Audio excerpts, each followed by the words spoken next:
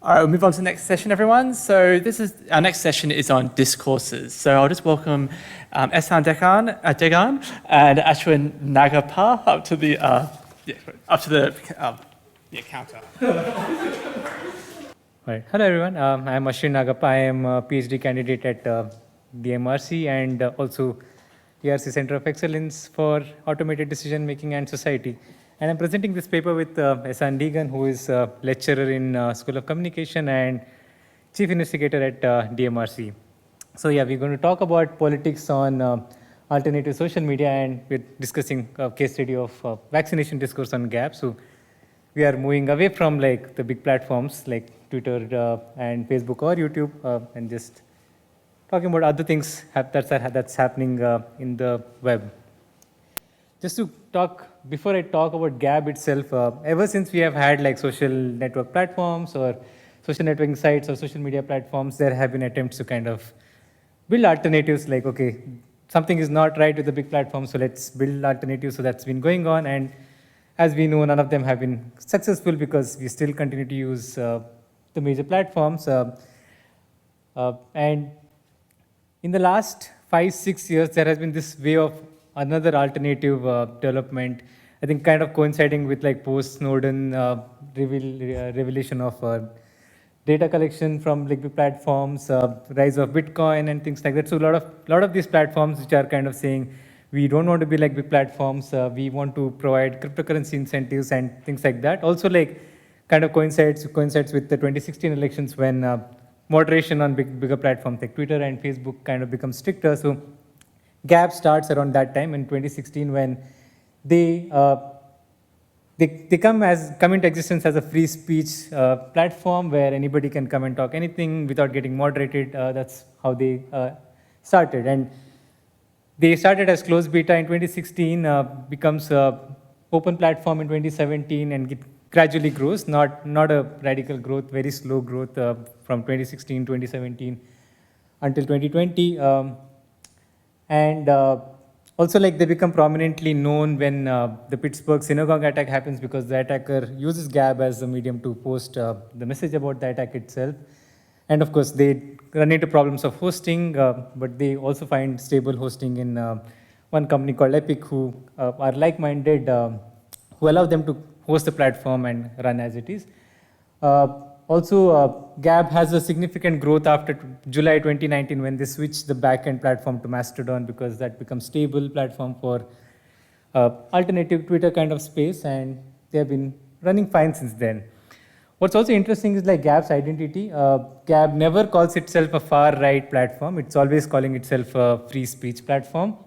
Although they started with the logo of the Pepe the Frog. That was their official logo, even in their official document that they submit to the government. But they moved away from that logo to like a simple Gab logo later on. They also want to make their presence as, again, international free speech platform, like the screenshot that you see at the left right-hand corner there, that existed on their landing page for many, many months, kind of showing they're not about politics or hate speech. It's just like anybody can participate. What's also interesting is like there's one quote in Hindi, which of course, fortunately I can read it, which reads, "Dur kahin jayenge, nayi dunya banayenge," which literally translates to, let's go somewhere and create an alternative world, which is kind of interesting because Gab is not the only platform which has this kind of far-right presence. There are many, many platforms like Gab which have similar ideologies, but they are like in different formats. Some of them are like purely video sharing. Some of them are like text-based and things like that. But what is interesting is like they offer the sharing button across different platforms. Also, Gab has its own browser called Dissenter. What it allows you to do is like if you are using Dissenter, you can go to any website and post comment on the website without being moderated by the website itself. So there is this alternative world of like different social media platforms. So the platforms have become stable. They have enough users and they continue to use it. Although like a lot of them started as like with their far right ideologies or common far right ideologies, they wouldn't continue to talk about politics all the time. They would talk about other things like food or like lifestyle or health also. And without any oppositional views, what happens is like they kind of become radicalized. And of course, this becomes a topic of interest for research. A lot of research has been done around like particularly Gab, and most of them point that, okay, Gab is a far-right platform.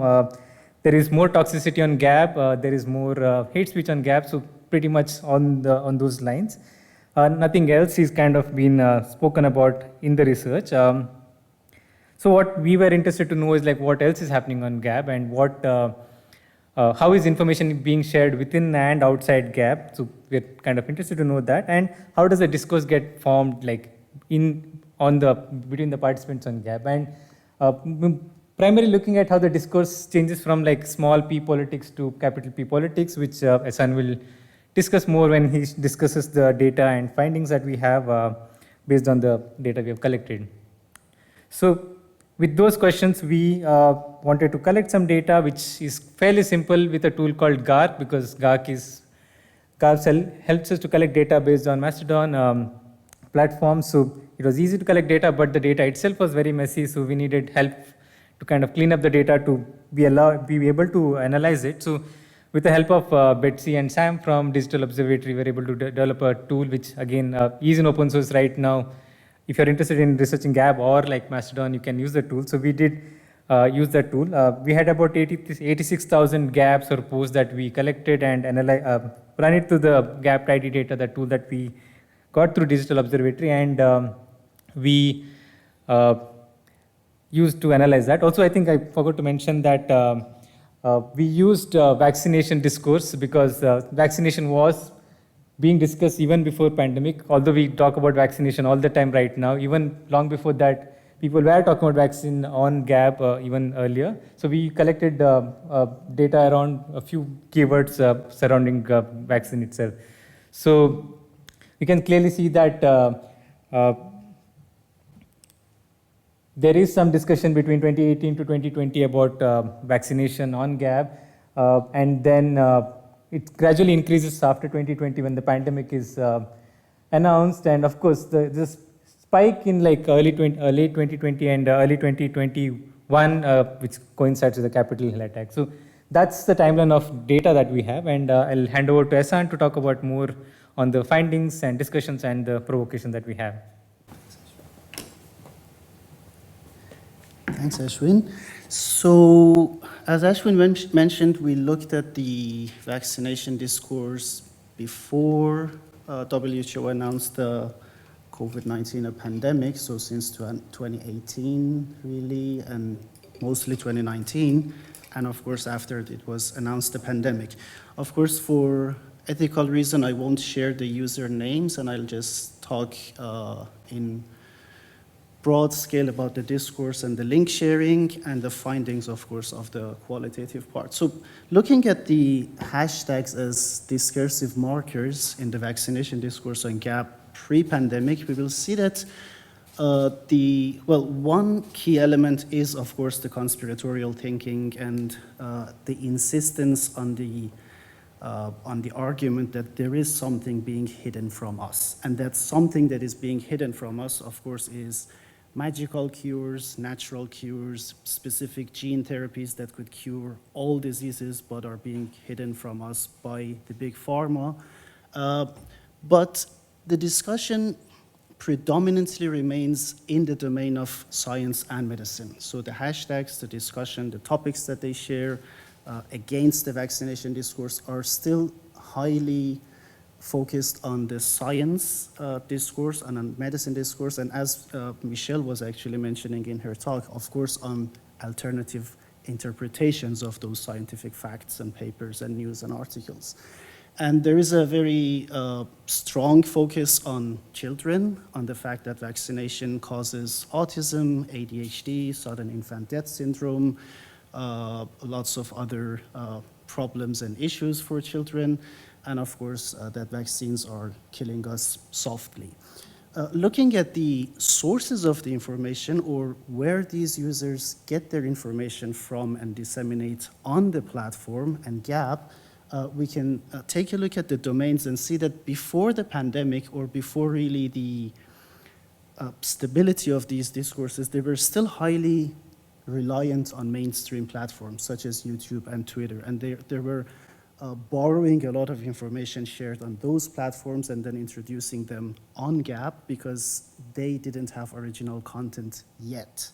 But now, as Ashwin mentioned, there is an alternative ecosystem of information where they can draw from and feed their discourse on the platform. So the bar charts here show the number of Gabs that contain links to a specific domain, and the dots are the number of unique accounts that share them. So while it is not super important on the pre-pandemic slide, when I move to the post announcement of pandemic, we will see that there are interesting patterns that emerge. Moving to the, I would say, pandemic era, we would see that, well, expectedly, a lot of vaccination discourse shifts to COVID-19, and interestingly, many users prefer to use COVID rather than COVID-19 and coronavirus, perhaps because it's easier to type. But the discourse shifts a lot towards political topics. Of course, highly conspiratorial thinking is still there. That some of the usual suspects, Bill Gates, QAnon, lockdowns, and Agenda 21, where we go one, we go all, and all the QAnon stuff. But looking at the number of users that share them, we see that they are not necessarily the key topic on Gab. Although they are actively shared by a small group of accounts. The same is true, well, smaller group of accounts. And the same is true for the information sources. We see that Twitter pretty much disappears from the list because now the flow of information has completely shifted. Instead of borrowing from Twitter and sharing on Gab, they produce the content on Gab and share it on Twitter to recruit. So the pattern of the ecosystem has completely shifted. You see a lot of alternative video sharing platforms taking basically the place of YouTube, BitChute, Rumble, Brighteon, Band Videos, and Band Video, and a lot of the other alternative platforms. So just to kind of very quickly wrap up, I would say that because it is work in progress, I wouldn't give conclusions, but I would like to finish the talk with 3 provocations. One of the very, I would say, successful measures that platforms were taking in battling these kinds of information disorders was deplatforming or content moderation through elimination or eradication. The problem that it has created in terms of Gab or similar spaces is that it has given these bad actors a form of social capital. It has become their mode of promoting their ideology through insisting that we have been banned by the mainstream social media platforms, so we have that truth that they are hiding from us. So, and with the stability of the ecosystem that they have created, it seems that the moderation through elimination or eradication is now leading to further radicalization rather than actual elimination of that problematic information, as we call it. The other thing is that, as Ashwin mentioned, majority of studies done on Gab in particular, or similar platforms, are using the same data sets that were collected before 2018. And the argument that these spaces are actually far-right spaces holds true until then.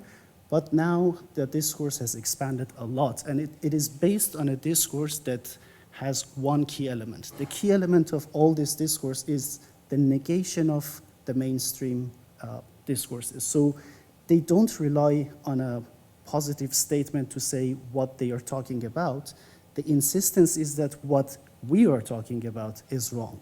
And because this whole discourse is based on negation, it leads me to the next provocation, that the definition of information that we are using is completely different from the definition of information used on these platforms. So the rules of the game are totally different.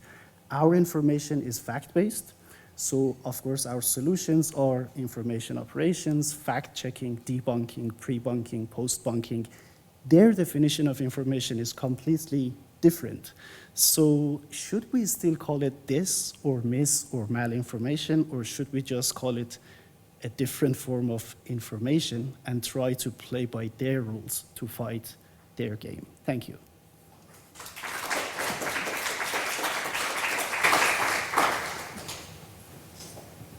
Thanks both. That was a really interesting presentation with some great, interesting provocations as well. So next up we have Silvia Montaña-Niño, Michelle Riedlinger, and Ned Watt. Oh, thanks. So good afternoon, everyone. We are very grateful to participate in the Symposium of Information Disorders, and this is a perfect opportunity to present my work in progress with Michelle Riedlinger and also with the research assistant, Ned Watt. So our project rather addresses the role of fact-checkers as central actors in combating mis and disinformation. And this is a work in progress, and we are looking at the intersection of these organizations' work with the platform initiatives, and more specifically with the so-called partnerships. So I'll start first with a very simple definition. This is a very academic definition. However, this is the starting point of what many of the organizations or fact-checkers do on a day-to-day basis. So it is to evaluate the truthfulness of statements made in public. And this involves very complex and specific processes, for example, such as selecting the kind of claims circulating that are like verifiable or feasible to verify, looking at the social places and actors where these claims are presented or originated, identifying the set of institutions and experts that can help journalists and fact-checkers corroborate or object to the statements, and more recently, the practices of dissemination about this check content. So let's look at the panorama before 2020. So, and of course, this is a journalistic genealogy about fact-checking.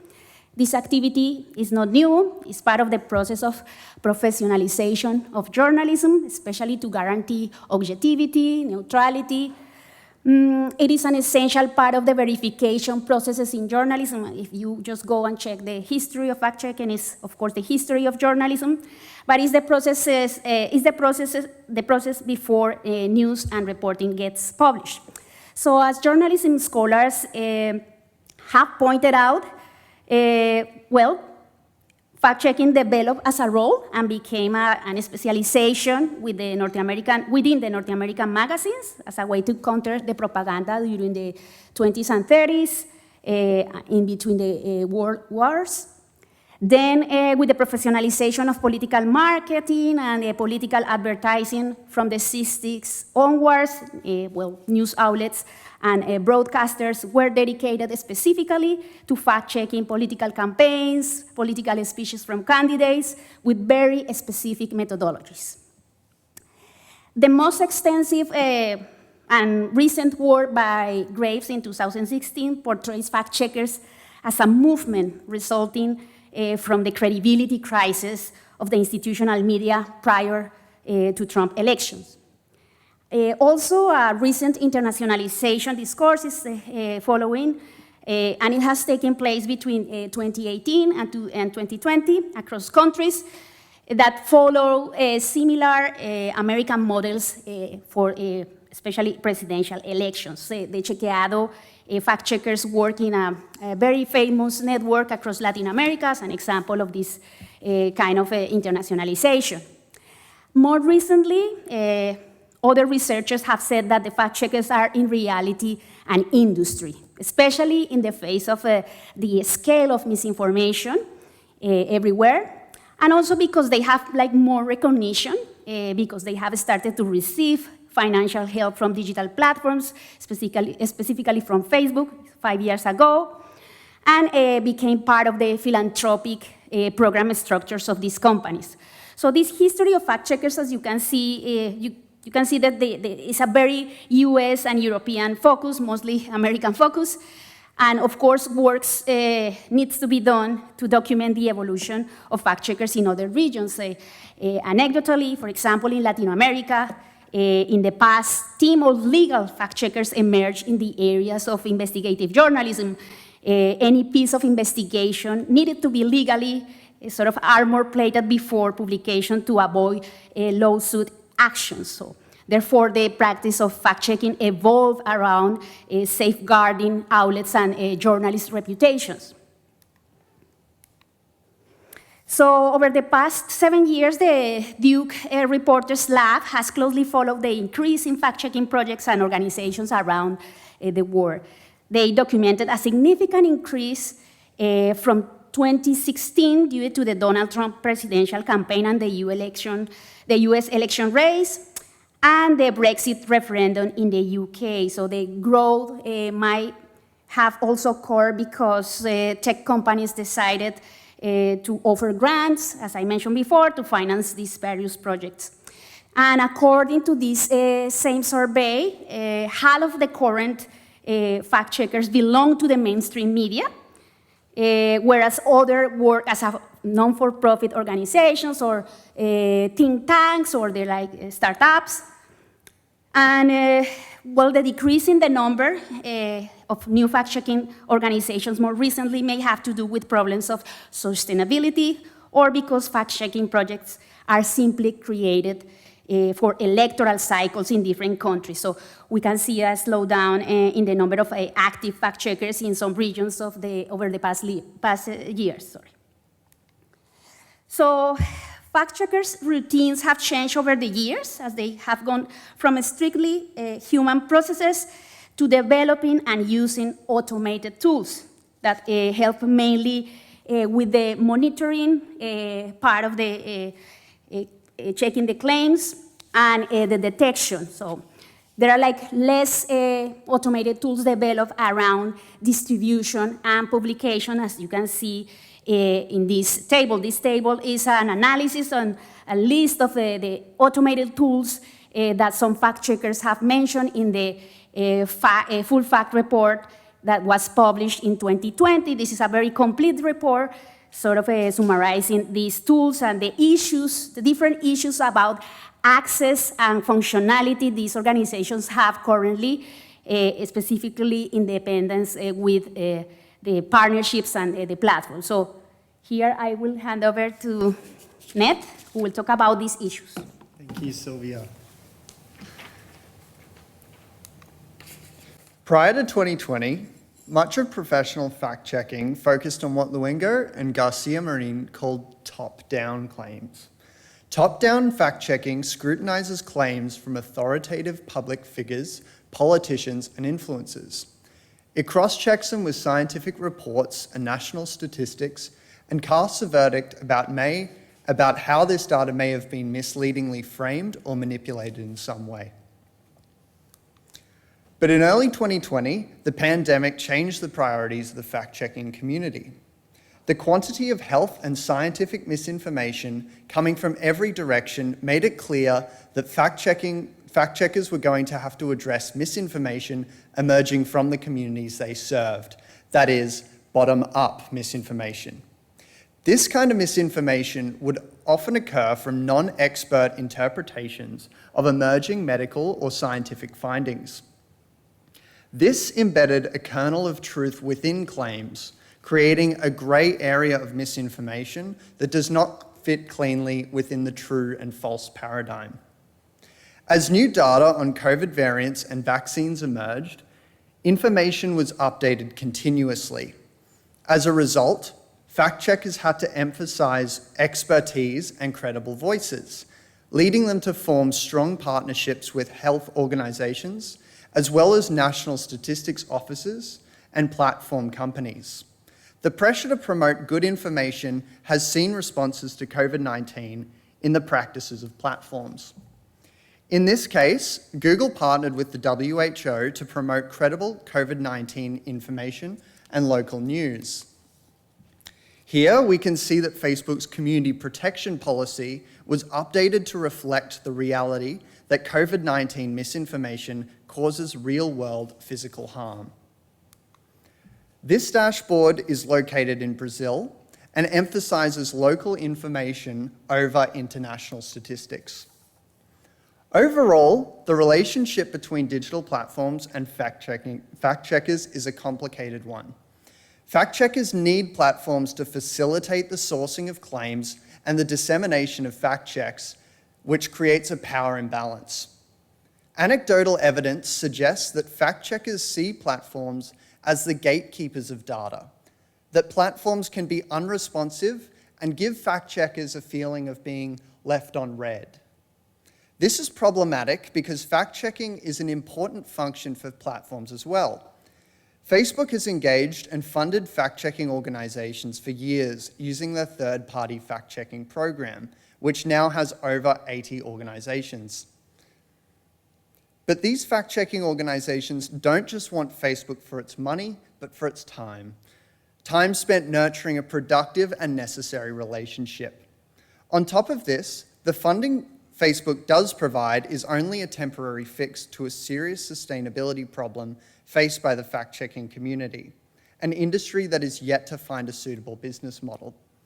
Overall, while in its infancy, the relationship between fact-checkers and platforms are necessary collaborations that will have to continue for better or worse. I'm just going to skip this for lack of time.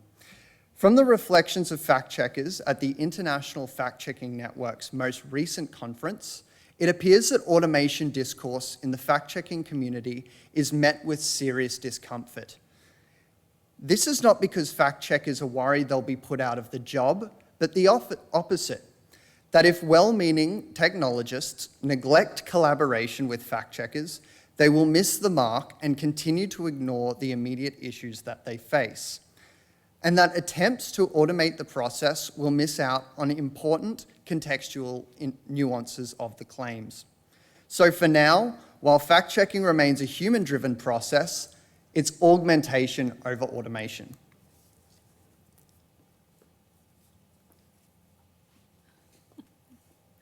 Thank you, Michelle. I'm going to be quick so Eddie doesn't drag us off.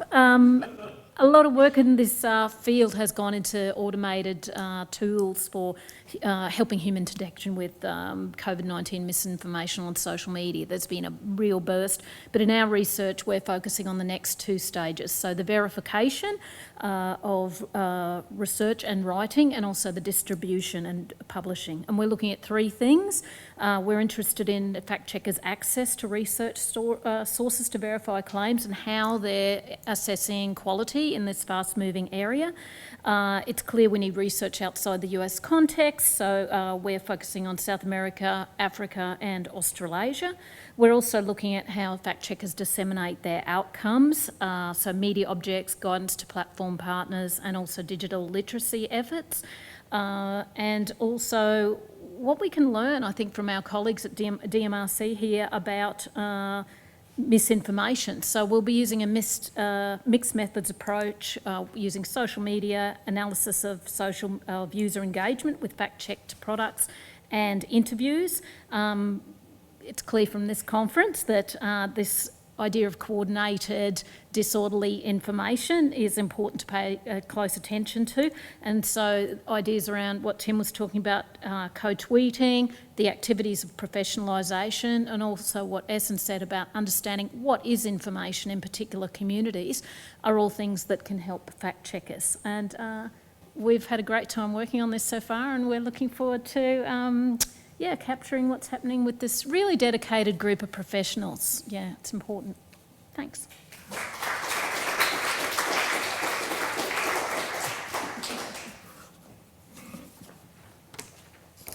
Thanks for another great presentation. So now we have Nadia Jude, who will be speaking to us via Zoom. Hi everyone. Sorry, I'm just working to share my screen. Just one moment. So hi everyone. I'm Nadia, a PhD researcher working in the DMRC's Australian Research Council funded Discovery project, evaluating the challenge of fake news and other malinformation. I'm supervised by Professor Axel Bruns, Dr. Eddie Herko, and Associate Professor Stephen Harrington, And you'll hear a little bit more about that project a bit later today. So firstly, before I begin, I'd like to highlight that I'm speaking to you today from Naarm, Melbourne. These are the lands of the Wurundjeri people, and I wish to acknowledge them as the traditional owners. I would like to pay my respects to their elders, past and present, and any Aboriginal elders from other communities who may be listening or watching my talk today.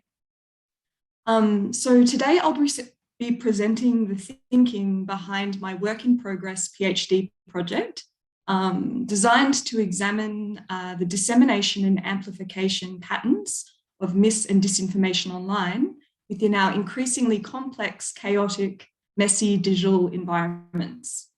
Importantly, my research will also examine factors informing decisions around official responses to the phenomenon, whether that be fact-checking, content moderation, or concepts embedded in communication strategies, such as information gaps or the tipping point. So my hope is, with this holistic understanding of the phenomenon itself, and then also current approaches to it, my study will work towards equipping people across the board, so policymakers, public communicators, designers, journalists, and scholars, with a much more precise and contextual set of concepts, definitions, and approaches to determining if, who, when, where, and how to respond to circulating mis and disinformation online. I'm 5 months into this project, so the purpose of the presentation today is to share with you my research direction and explain its significance in relation to my professional background as well. So next slide. So who am I? So previously I was a digital analyst, and now I'm a product owner within Digital Victoria, an entity within the Victorian government, the Victorian government and the Victorian Department of Premier and Cabinet. I'm continuing in this role part-time alongside my PhD. So for almost about 4 years, I've been working in a team of analysts, data scientists, and data engineers. And in a nutshell, we conduct research. We build tools and we design data products that help policymakers, service designers, and public communicators understand the trends in experiences and needs of Victorians as they're expressed online. So to be a little bit more specific about the kinds of things that we've conducted research on, so for different departments across the Victorian government, we've examined things like information-seeking behaviour of people that might be seeking help for family violence online. And this research has helped service designers better understand the barriers that people might be facing to accessing family violence help. In other projects, we've examined the significance of anti-mask narratives and vaccine hesitancy narratives as they are expressed publicly online. And this has helped inform Department of Health communication strategies. Sometimes projects examining public confusion, misconceptions, mis and disinformation, however, are pretty tricky, as the risk or the significance of the false narratives are really difficult to ascertain. And even more difficult is really knowing how, who, if, when, where, it's appropriate to craft communications and actually respond to some of these misconceptions or active, misinformation or even active disinformation operations, however we might. Anyway. So now I'm going to zoom in a little bit and share with you a case study that, with some deeper investigation, could offer insight not only into how inaccurate and misleading information spreads online, but the ways in which public communicators decide to respond to it. So earlier this year, the Victorian Premier, Daniel Andrews, fell. He broke his back and he was admitted to hospital. Given his public profile during the pandemic, this was a pretty big deal as he was out of work for a few months. A few hours after the accident, there was a melting pot of conspiracy theories online, and they began circulating in the fringes of the internet. So theories varied widely from claims that the Premier had an adverse reaction to a vaccine to accusation that he was involved in a violent fight and a sinister cover-up. However, for the first few months, theories were contained to largely contained to obscure blogs, Facebook pages, and Telegram groups. And then after 3 months of circulating in the social media backwaters, narratives surfaced in mainstream conversations after the Victorian shadow treasurer asked the Premier to clear up rumours and answer a list of 12 questions about the accident. In response to this, Victoria's Police Commissioner decided to confirm that the police did not attend the site where Andrews fell, and their engagement in the conversation potentially further sowed seeds of doubt for some. Ambulance Victoria also decided to jump in and join in on the conversation. They issued a public statement confirming the timing of the Premier's accident. However, after Ambulance Vic published a mistake, they then corrected it, a mistake on kind of the timeline of the accident. Some people expressed skepticism. This is what happens when you rush a cover-up, they sort of said. So now you're probably wondering why I decided to share this case, and here's my reasoning. So firstly, I think that this case is ripe to study the ways in which mis and disinformation can move fast from fringe discussion groups into mainstream public discourse. Secondly, in my government job, I work with people making decisions like the ones Ambulance Vic and the Police Commissioner did every day.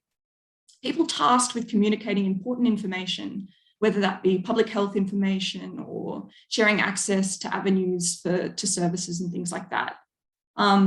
These public communicators are tasked with communicating these sorts of things to a diverse range of people in increasingly complex digital environments. It would be an understatement to say that these environments feel like a minefield sometimes. And public communicators often talk about things like cutting through the noise and filling information gaps. However, research suggests that when high-profile voices engage with conspiratorial content, even to rebut or fact-check certain claims with the best of intentions, their actions are likely to amplify the narratives to new and diverse audiences, and even exacerbate the seeds of doubt in some, like they did here with that's what happens when you rush a cover-up claim or statement. So given the risks in this low-trust environment, what were the factors informing both the Police Commissioner and Ambulance Victoria's participation in the discussion? Had the rumours reached a tipping point, and was it appropriate for them to join the discussion and or respond? And so I'd say this ambiguity presents a pretty difficult public communications challenge for those tasked with disseminating ethical and truthful information to public audiences. If, who, when, where, and how should official actors respond when inaccurate, incorrect, or misleading information arises and gains traction online? So part of the problem, I think, is that our concepts are a little bit messy, and our understanding around what is actually occurring is pretty limited, particularly for people engaging in direct practice and doing the public communicating themselves. Was this a harmless case of people trying to make sense of a situation? Or was it part of a strategic or more harmful disinformation operation where the slow erosion of trust in our democratic institutions is ultimately the end goal?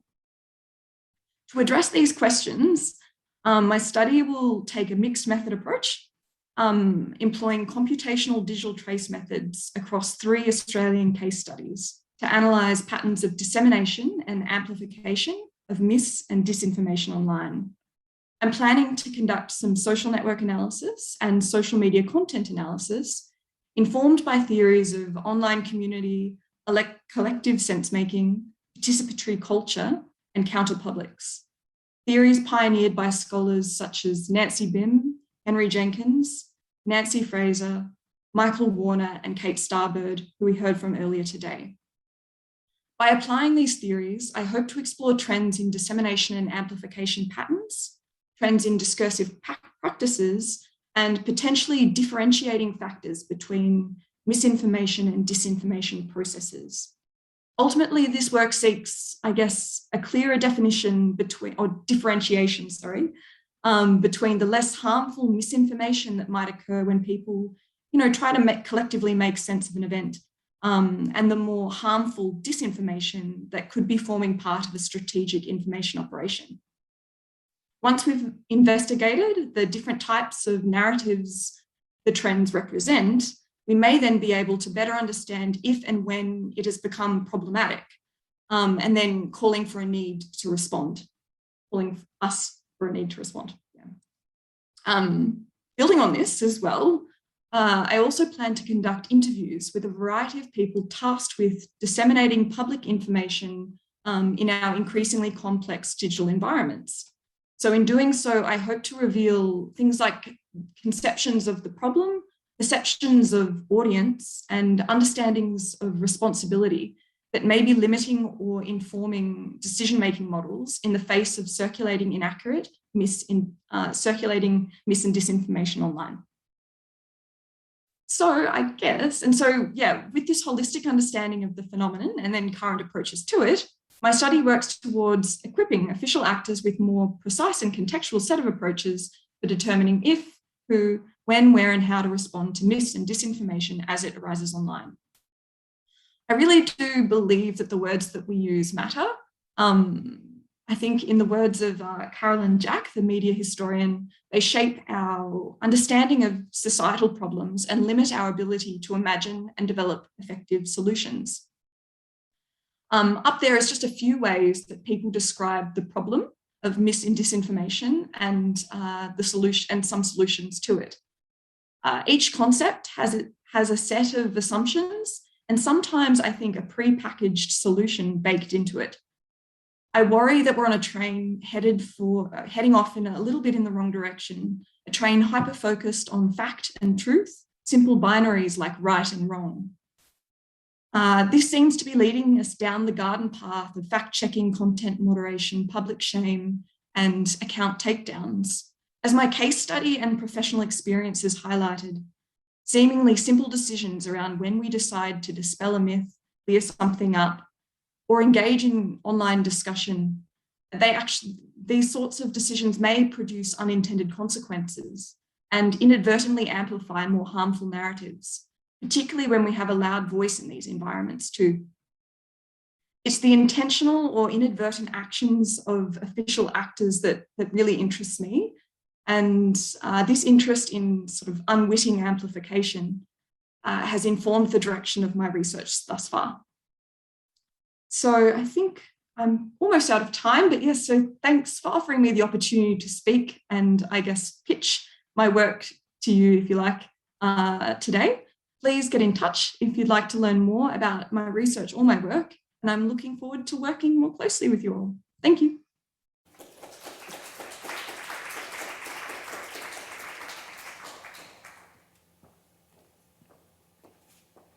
Thanks, Nadia, for another great presentation. So I'll just ask for all the panelists to come up to the front and we can do a bit of a Q&A. And Nadia, if you could stop sharing.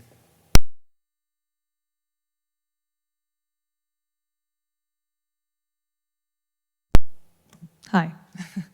I have a question for Silvia, Michelle, and Ned. Yeah. I know that it's work in progress, but I would like to know whether like if you're interested in particular issues that might differentiate across the region that you're looking, so the particularities of fact-checking and what are they like worried about if we compare it to the worries in Australia or the States, yeah. Yeah, actually, we are at the point of discussing a case at the moment to compare what is happening across different regions. We are considering the case of this bottom-up narrative that emerged this year about the disorders in menstrual cycles within platforms, because this was like across different countries, not only here in Australia, but also in Latin America and also in Europe.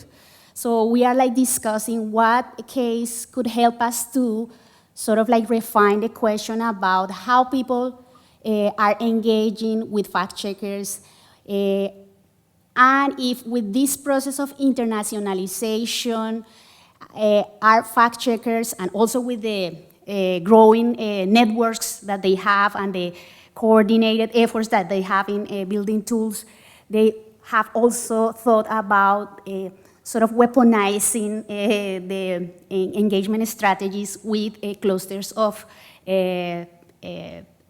misinformation spreaders. So yes, we are in the process of selecting a specific case and elaborate or refine the questions around this thing. So, specifically after COVID, because also it's the difference between political fact-checking as in a stricto sensu and also, scientific. Yeah. Now you can talk about the scientific. Well, just quickly what Nadia was saying about the tipping point, and I think for fact checkers that's a really interesting idea around harm. So Ned and I were recently at a conference where Claire Warder was talking, and she was talking about how, what do you report on, Bill Gates and the microchipping, or the fact that, vaccines might be causing myocarditis in young people, and when do you decide is a really important question. It's very complex and there's not one answer. So I think while we're choosing some case studies and looking at how fact checkers are dealing with this in a total absence of information, and also something that has become very politicised as a gender issue, we've got to also think about the other issues around there as well.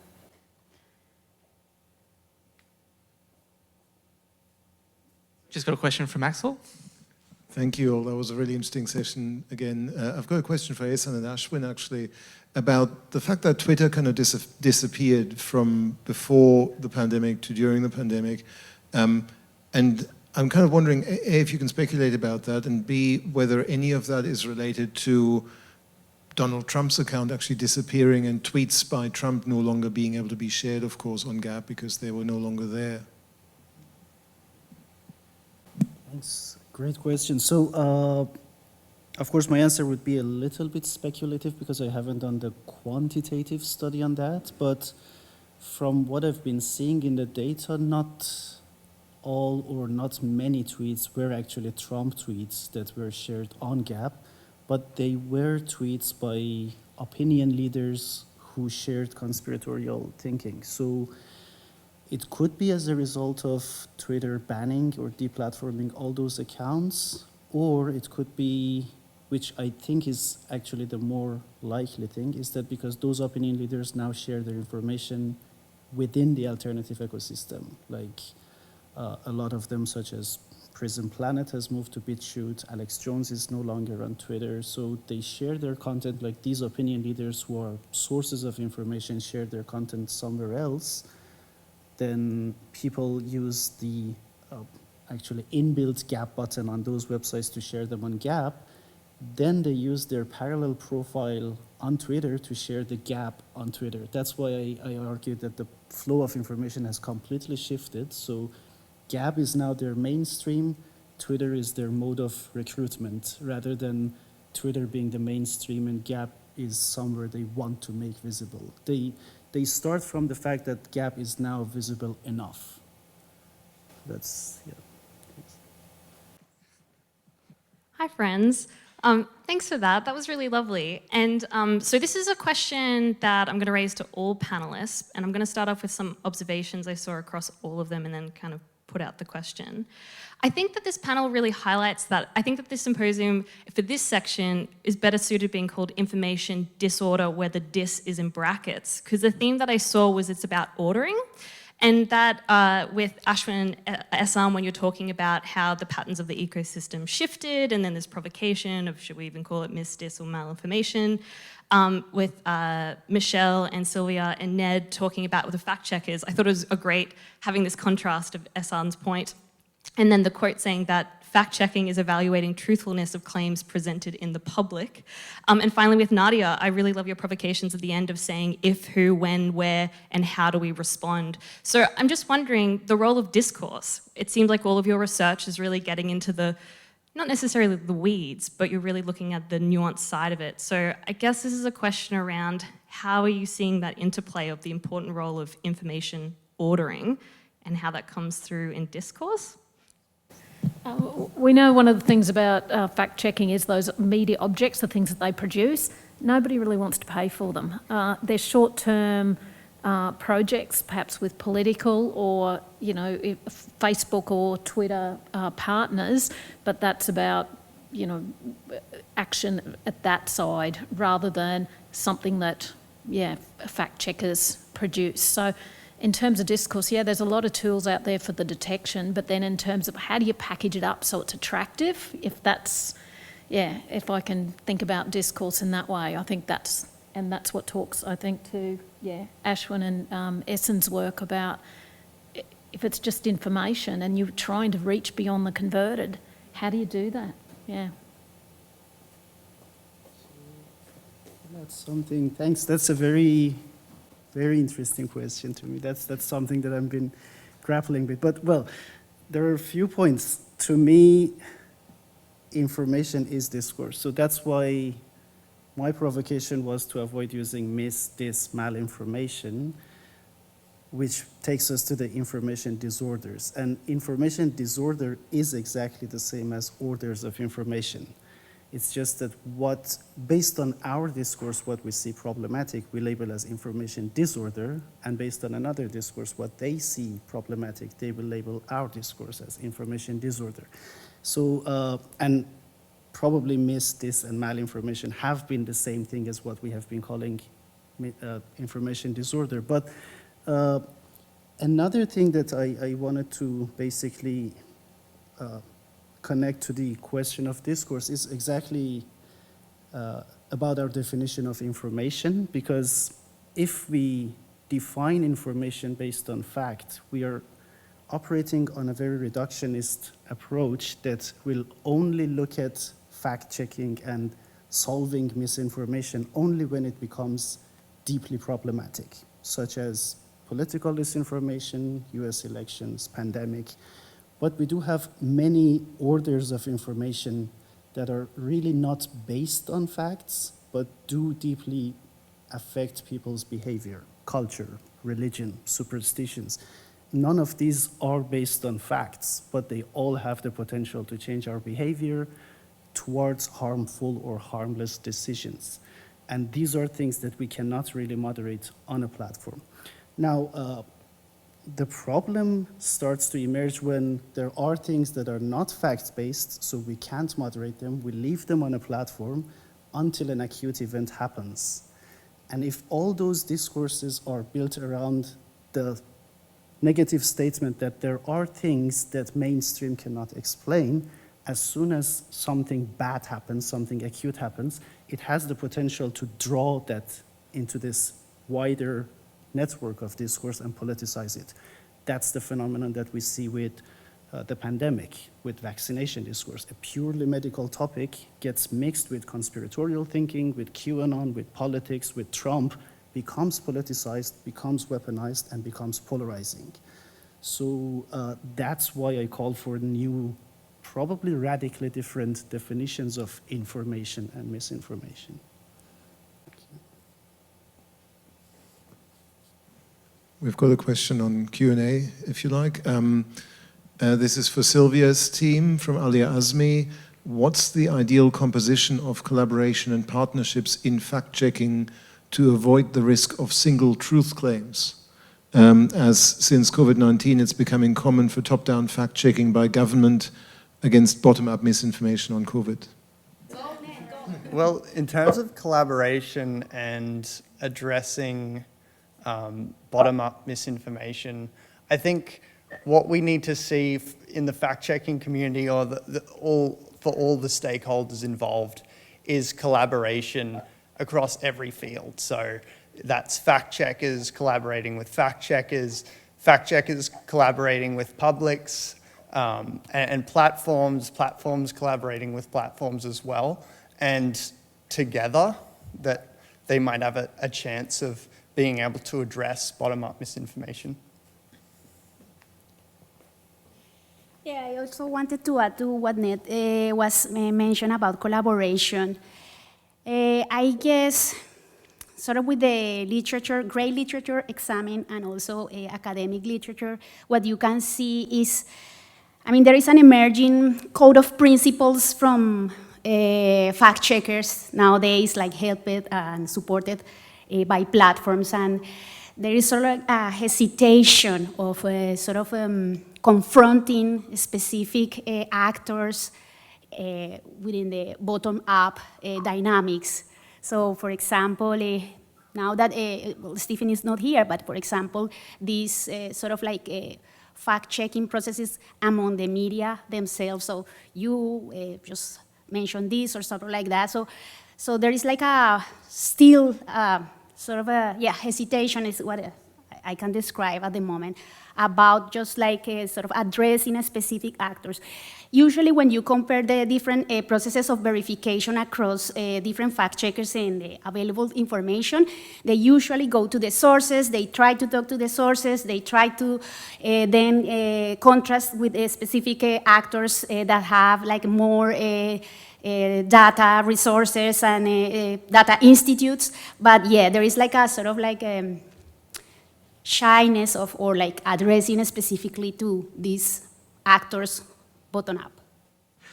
Thanks. We just got time for one more question. So just over here.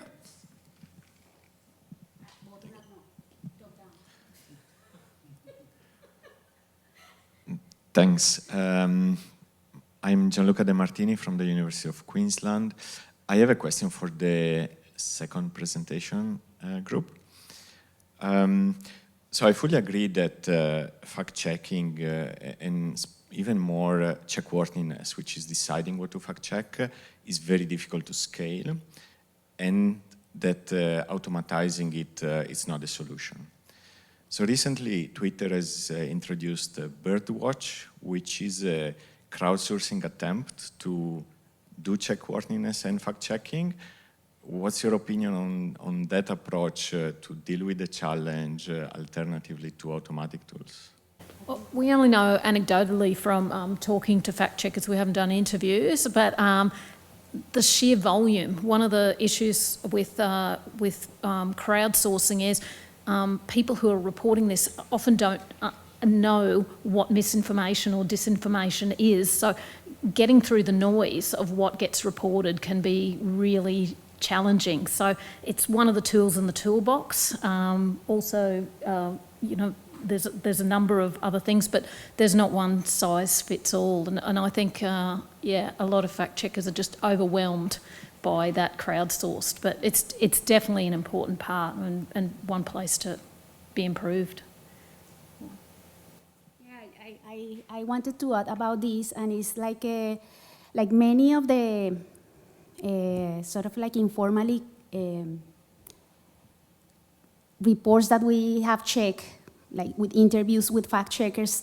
So they mentioned that one of the big problems they have at the moment is the different existing tools.